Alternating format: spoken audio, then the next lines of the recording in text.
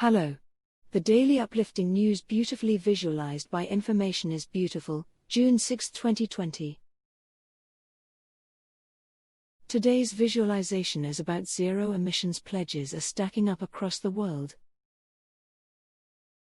To avert the worst effects of the climate crisis, emissions have to reach net zero by 2050.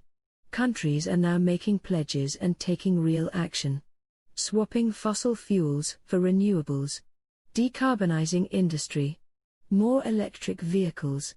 Encouraging consumption of vegetables instead of meat. Tackling food waste. And then compensating for emissions by restoring forests and degraded land. Thanks for watching. And don't forget to like, comment, and share.